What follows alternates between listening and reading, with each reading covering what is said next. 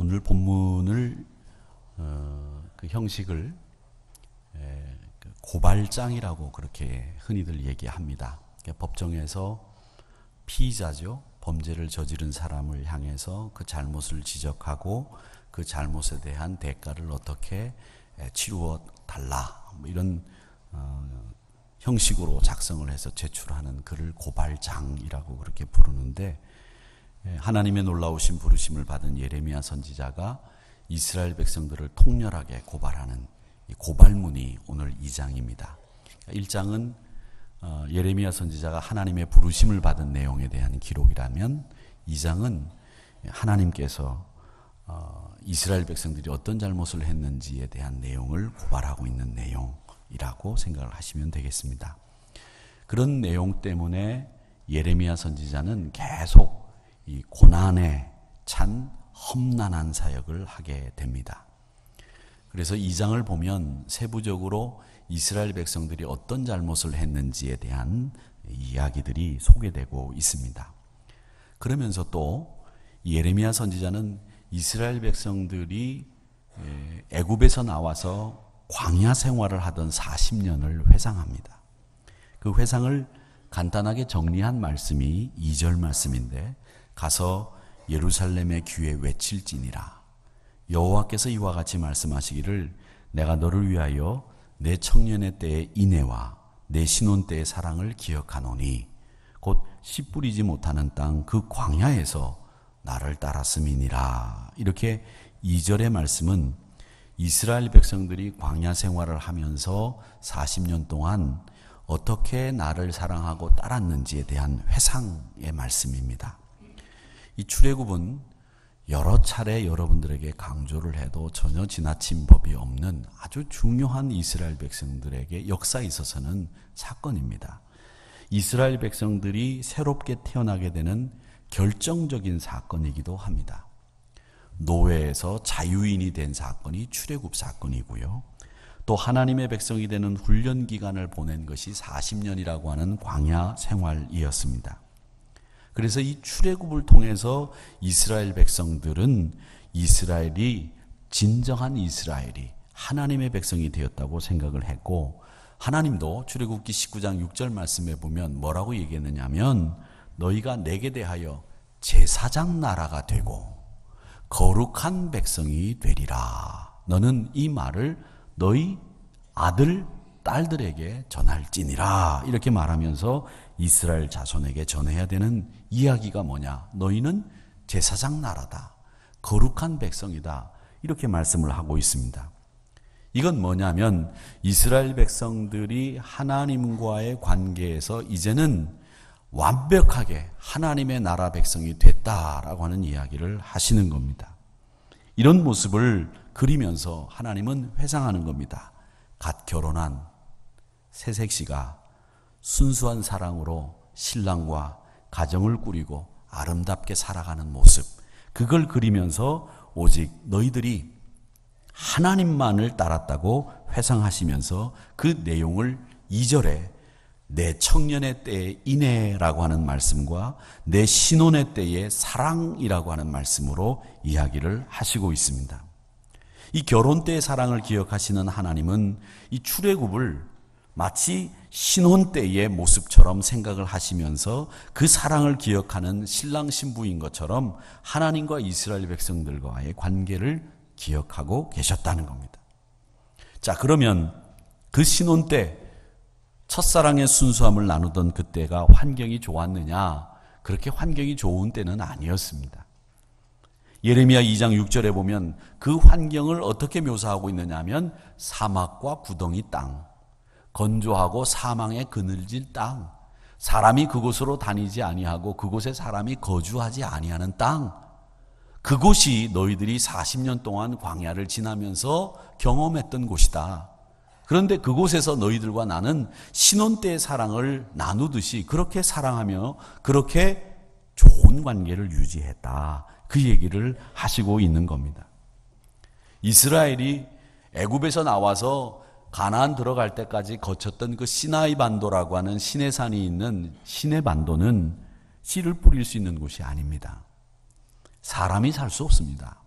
물론 지금도 거기에 대단히 규모의 사람 사는 곳은 없지만 거기서 사는 사람들이 있기는 있습니다만은 사람이 살 수 있는 환경은 아니에요.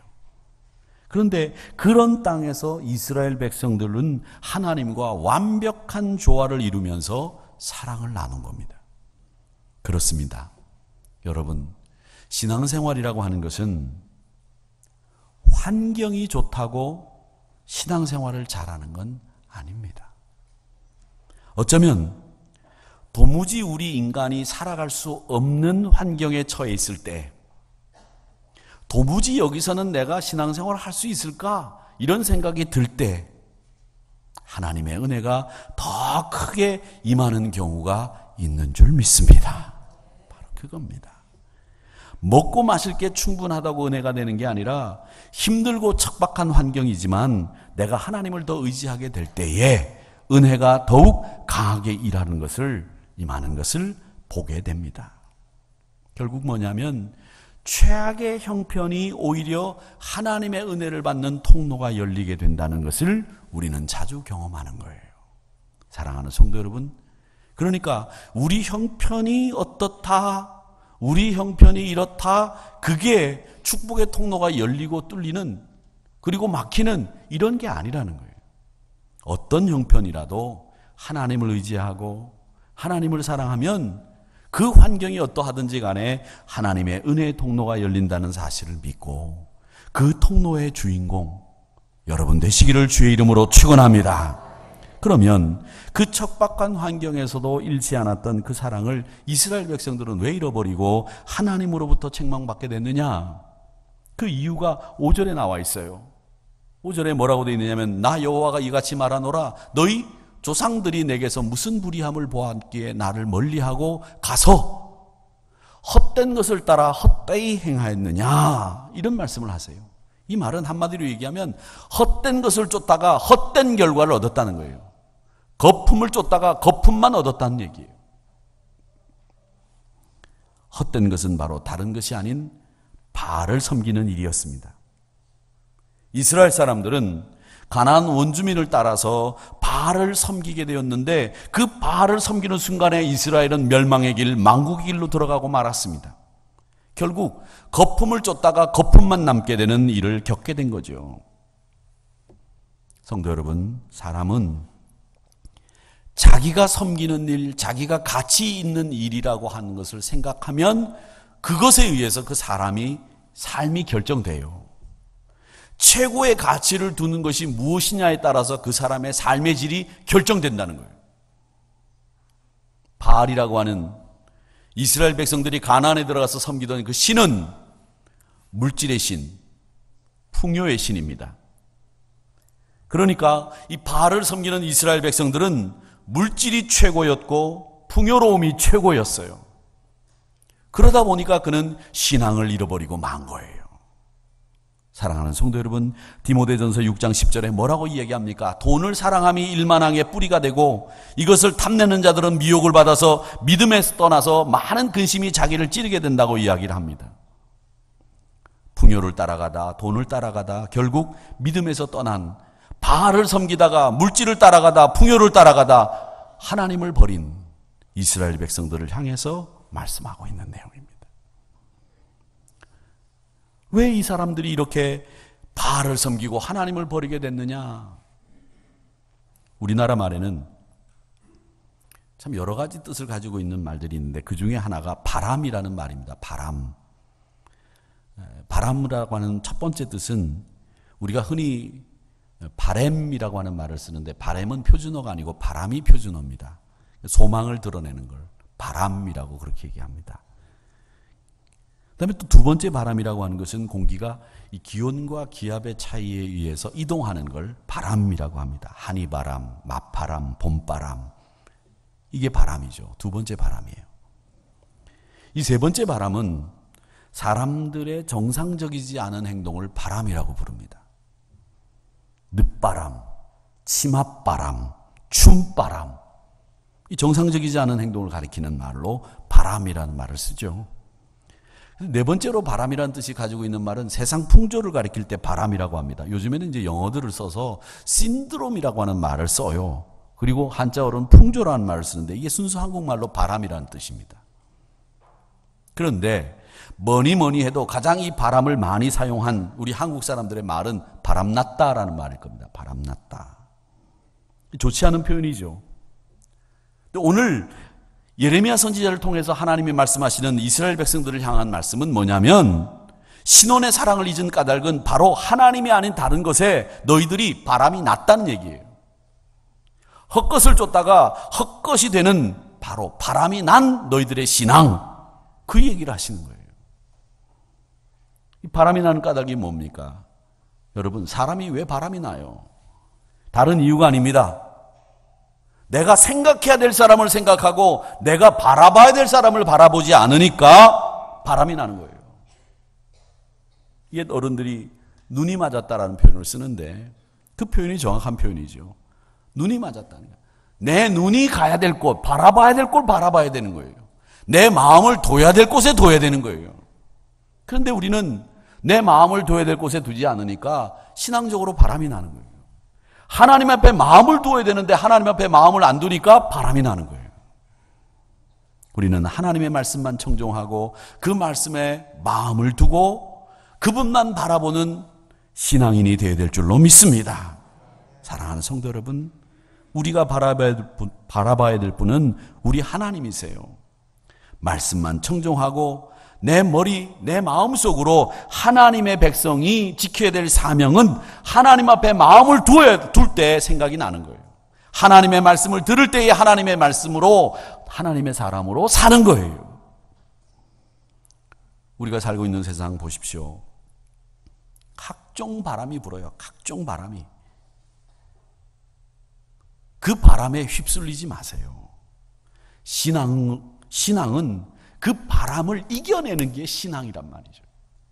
나아가서 그 바람을 하나님을 바라봄으로 잠재우시기를 축원합니다. 하나님을 바라봄으로 다른 바람들을 잠재워야 돼요. 그러기 위해서는 우리는 항상 어디 있든지 주를 향하고 주만 바라보는 신앙의 주인공이 되어야 됩니다. 한눈 팔지 말고 주만 바라보는 신앙의 주인공들이 되시기를 축원합니다. 오늘 9절에 보니까 그러므로 내가 다시 싸우고 너희 자손들과도 싸우리라 여호와의 말씀이니라 이렇게 돼 있어요. 싸운다는 말씀이 9절에 나오는데 하나님이 우리와 싸우고 우리 자손들과 싸운다? 이 말씀은 하나님이 우리를 소송 건다는 말이에요. 소송 건다. 미국 분들이 자주 쓰는 말 중에 수한다라는 말이 있는데 수한다, 소송 건다 이런 말 쓰는데 이 수한다는 뜻이에요. 소송한다. 왜 소송하느냐? 자신들이 섬기는 대상인 하나님을 다른 것으로 갈아치웠기 때문에 내가 너희 자손들과 싸우겠다는 얘기예요.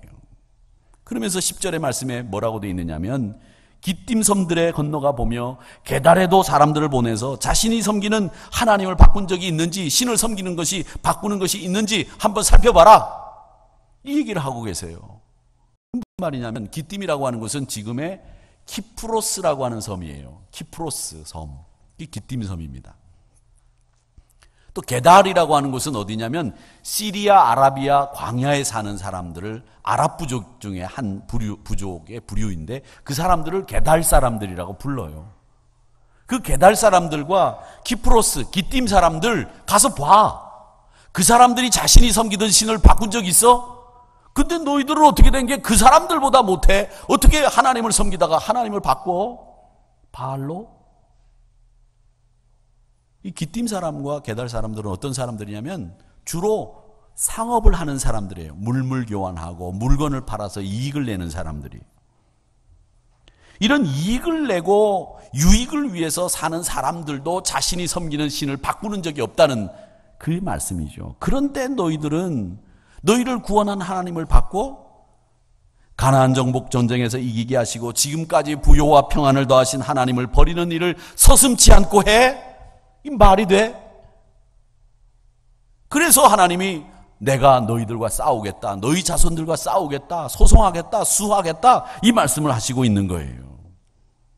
사랑하는 성도 여러분, 우리 하나님과 척박했지만 씨를 뿌릴 수 없는 땅이었지만 그 광야에서 만나를 먹으며 행복하게 지냈던 그 시절을 기억하고 그 사랑을 회복하시기를 원하는 하나님의 뜻에 순종하시기를 축원합니다. 13절에 보니까 하나님이 실망하신 모습이 나와요. 왜 너희들에게 실망했느냐? 두 가지 악을 행했다는 거예요. 그들이 생수의 근원이 되는 나를 버린 것, 또 하나는 웅덩이를 팠는데 터진 웅덩이를 팠어. 물만 부으면 고여야 되는 웅덩이가 아니라 물을 부으면 터져나가서 물이 흘러가서 아무것도 남지 않은 그런 웅덩이를 파? 이건 이스라엘 백성들을 향한 실망의 말씀이죠. 하나님의 일종의 탄식입니다. 이스라엘 백성들은 생수의 근원이신 하나님을 버렸어요. 그리고 물을 담을 수 있는 웅덩이를 파야 되는데 터진 웅덩이를 파가지고 아무런 유익도 얻을 수 없는 상황이 돼버렸어요. 이스라엘 민족이 택한 바알이라고 하는 신은 터진 웅덩이, 생수의 근원이 아닌 엉뚱한 신이죠. 신도 아니죠. 유익을 줄 수 없는 터전인데 그 터진 웅덩이를 택한 것이 이스라엘 백성들이었다는 겁니다. 왜 이렇게 이스라엘 백성들이 생수의 근원이신 하나님을 버렸을까? 그 하나님을, 생수의 근원이신 하나님을 버리고 터진 웅덩이를 판 이유가 8절에 기록되어 있어요. 뭐라고 기록되어 있느냐? 제사장들은 여호와께서 어디 계시냐 말하지 아니하였으며, 이 말은 뭐냐면 제사장들이 하나님이 어디 계시냐 말이야. 하나님이 계시긴 계셔? 이런 말들을 했다는 거예요. 율법을 다루는 자들은 나를 알지 못해. 율법을 다루긴 하는데 율법을 몰라. 또 예언하는 선지자들은 하나님의 이름으로 예언하는 게 아니라 바알의 이름으로 예언해. 그리고 무익하고 헛된 것들을 쫓아. 그래서 너희들이 생수의 근원인 하나님을 버렸고 터진 웅덩이를 팠다는 거예요. 여러분, 시편 1편에 보면 복 있는 사람은 어떤 사람인지 설명하고 있습니다. 오직 여호와의 율법을 즐거워하며 그의 율법을 주야로 묵상하는도다. 아멘. 그렇습니다. 복 있는 사람은 그 심령 속에 말씀이 충만한 사람이에요. 말씀이 충만한 사람이 성령 인도함을 받는 줄 믿습니다. 성령의 철저한 인도를 받는 일, 그것은 바로 성령 충만한 사람의 모습이에요.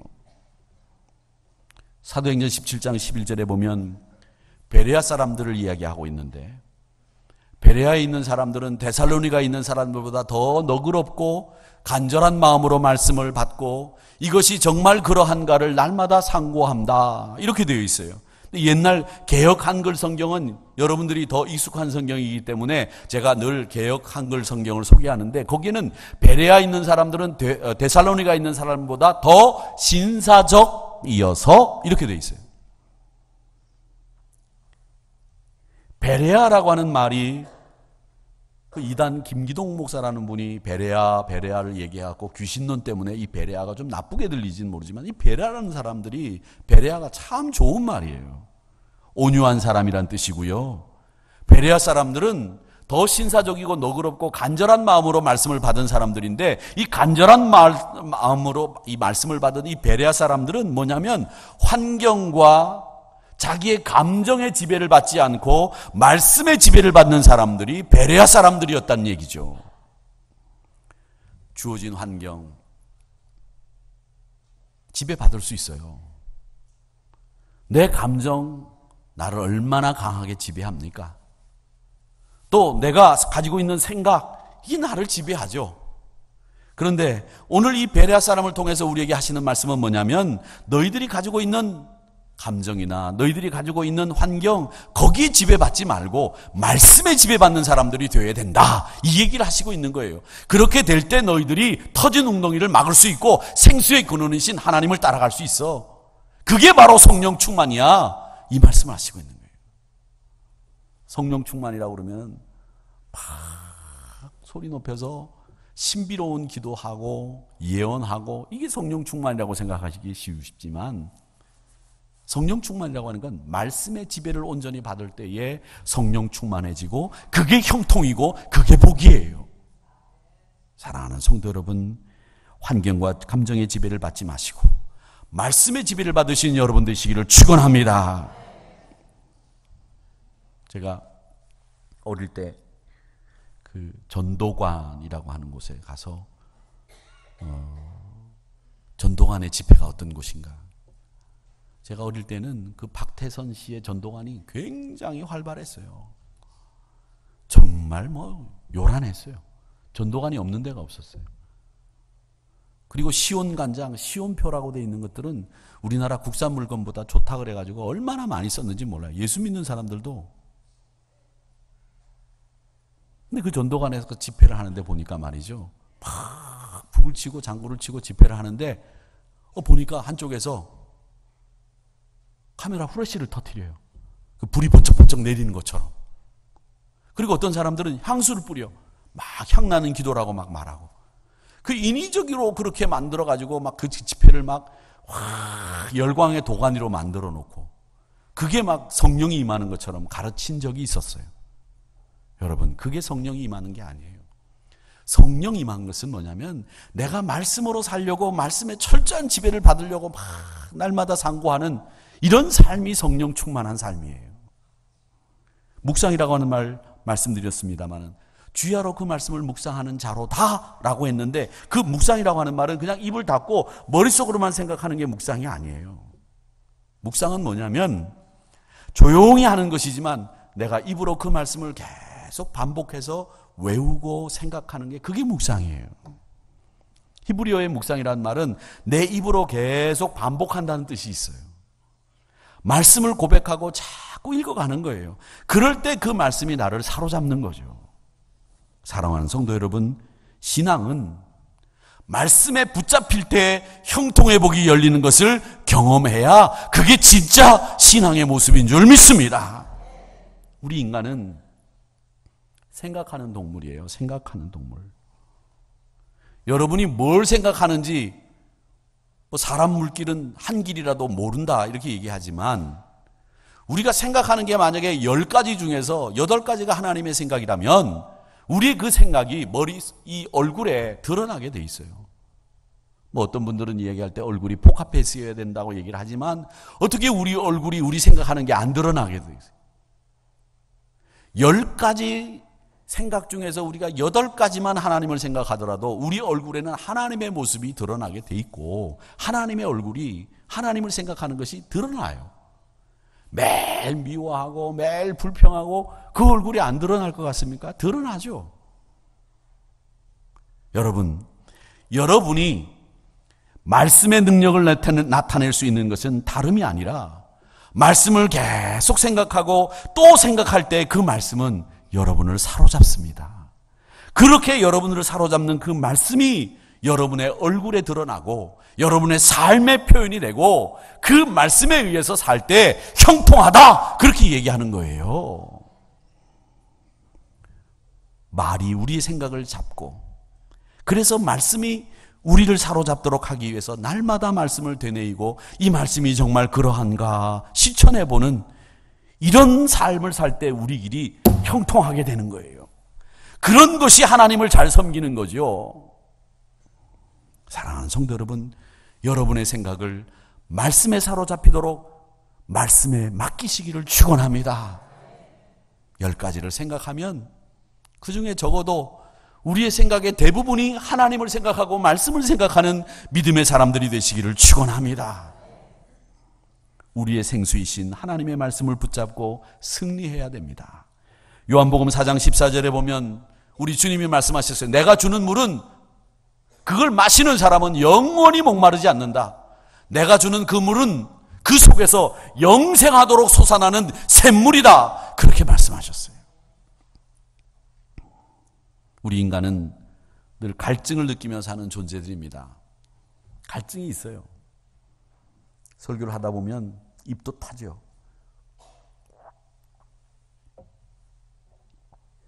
이 갈증 가운데 가장 큰 갈증이 뭔지 아십니까? 영적인 갈증이에요. 사람 안에는 사람에게 인정받고 싶은 갈증, 사랑받고 싶은 갈증이 있어요. 근데 그 중에서 제일 큰 갈증이 뭐냐면 영적인 갈증이에요. 성 어거스틴이라고 하는 분 아시죠? 아우구스투스라고 하는 참회록을 쓰신 분입니다. 우리 기독교 역사에서는 이 어거스틴을 빼놓고는 얘기할 수 없는 많은 논쟁을 통해서 기독교의 교리를 확립하고 기독교가 오늘의 기독교가 되도록 만든 사람, 그 사람이 어거스틴이에요. 근데 어거스틴이 뭐라고 그랬냐면 이런 말을 했어요. 오 주여, 당신은 우리 안에 당신만이 채울 수 있는 공간을 만드셨습니다. 그러므로 당신을 떠나서 우리가 아무것도 만족할 수 없습니다. 없나이다. 그렇게 얘기했어요. 내 안에는 여러 공간들이 있는데 사랑받고 싶은, 인정받고 싶은 갈증들이 있는데 그건 사람을 통해서 그 공간을 채울 수 있어요. 그런데 우리의 영적인 갈증은 하나님만이 채울 수 있다는 거예요. 하나님만이 채울 수 있는 이 영적인 갈증을 하나님이 채워주셔야 다른 갈증들도 조절이 되는 거예요. 하나님이 채워주시는 영적인 갈증이 채워져야 다른 사랑받고 싶은 갈증도, 인정받고 싶은 갈증도 이게 조절이 되는 거예요. 근데 그 갈증이 채워지지 않으면, 이런 것들이 조절이 안 되면 이상하게 성격이 바뀌고 심리적인 새로운 방어 기제들이 나온다고 하잖아요. 그런 것들 때문에 무리를 일으키고 관계가 깨지고 사람들 간에 소원해지고 갈등이 생기는 일들이 생기는 거죠. 그러니까 여러분, 하나님만이 채울 수 있는 그 영적인 공간을 여러분 다른 것으로 채울 수가 없어요. 하나님께서 채울 수 있도록, 하나님께서 채워줄 수 있도록 기도하시기를 축원합니다. 왜 이스라엘 백성들이 하나님의 땅인 젖과 꿀이 흐르는 가나안 땅을 허락하셨을까? 신명기 12장 1절에 보면 그 이유가 나옵니다. 이렇게 되어 있습니다. 내 조상 하나님 여호와께서 내게 주셔서 차지하게 하신 땅, 가나안 땅에서 너희는 평생에 지켜서 행할 규례와 법도가 이러하다. 이렇게 말씀하시면서 우리가 이 땅에 사는 동안에, 가나안 땅에 사는 동안에 너희들이 왜 사는지 그 이유를 알아야 되는데, 그 이유가 뭐냐? 하나님이 주신 규례, 하나님이 주신 법도, 그걸 지키도록 하면서 살도록 만들어 주신 것이 가나안 땅이다. 사랑하는 성도 여러분, 여러분이 가나안에 사는 믿음의 사람들, 이스라엘 사람들이라면 여호와께서 평생 지켜 행할 규례와 법도 하나님의 말씀의 지배를 받으며 사는 것이 마땅한 줄 믿습니다. 그러니까 우리는 거기서 은혜로 살아야 돼요. 말씀으로 살아야 됩니다. 그것이 약속의 땅을 주신 까닭입니다. 늘 솟아나는 생수이신 우리 주님, 그분을 모시고 사시기를 축원합니다. 하나님을 버리고 생수의 근원을 버리고 터진 웅덩이를 파는 어리석음에서 벗어나 주님과 동행하면서 영적인 갈증을 하나님이 채워주시는 생수로 해결함 받는 여러분 되시기를 주님의 이름으로 축원합니다. 여러분, 이 교회 안에 있는 물건들을 성물이라고 합니다. 성물. 이 강대상이, 우리가 이곳을 리모델링 하면서 제가 이 강대상을 직접 고르러 저 강대상들을 만드는 성물사들, 성구사들이 있는 곳에 직접 제가 가서 봤어요. 보니까 이 강대상이 제일 눈에 띄어요. 근데 이 강대상이 갖고 있는 의미가 너무 좋은 거예요. 나무는 거의 같은 나무들이지만 나무 색깔이 다 달라요. 모양도 다 다르고. 근데 이런 다르고 색깔도 모양도 무늬도 다른 이런 나무들이 다 모여가지고 하나의 강대상을 대는 거, 참 의미 있는 일이다. 교회가 이런 모습이어야 되지 않겠는가, 이런 생각으로 제가 이 강대상을 선택을 했었습니다. 근데 이게 다른 나무들을 이렇게 붙여가지고 합해가지고 만든 이 강대상이다 보니까 이게 터져요. 자꾸 이렇게 떨어지려고 그래요.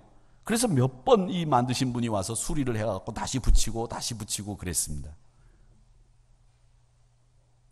이게 성물이에요.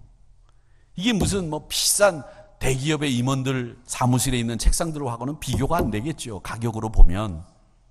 그런데 이걸 성물이라고 합니다. 왜 성물이라고 하는지 아십니까?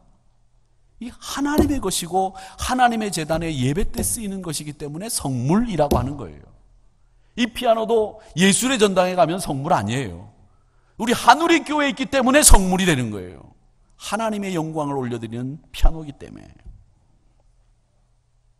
저는 여러분들도 성물이라고 부르고 싶습니다. 여러분도 성물이에요. 왜 성물이냐? 여러분은 다른 용도로 사용할 수 없는 존재들이에요. 즉 하나님 앞에 속한 사람들이란 말입니다. 다른 용도로 사용될 수 없는, 우리가 어떻게 만들어졌는가 하면 하나님의 영광을 위해서 사용될 수 있도록 만들어진 존재가 바로 여러분들입니다. 성물이에요. 제사장의 나라요, 거룩한 백성이란 말이죠. 하나님 앞에 처음 열매가 속하는 것처럼 여러분은 하나님 앞에 속해 있고 죄의 종노릇 할 수 없는 사람들이 여러분들이에요. 온전히 하나님의 것으로만 사용되어져야만 하는 존재들입니다. 엄청난 은혜를 입은 거죠. 그렇기 때문에 사랑하는 성도 여러분, 신혼의 때를 잊지 마시고 하나님과 신혼의 단꿈을 꾸었던 그 사랑의 때를 회복하시는 저와 여러분이 되시기를 주님의 이름으로 축원합니다. 그 사랑 속에 거하시는 저와 여러분 되시기를 바라면서 우리 같이 일어나셔서 결단의 찬송을 부르도록 하겠습니다.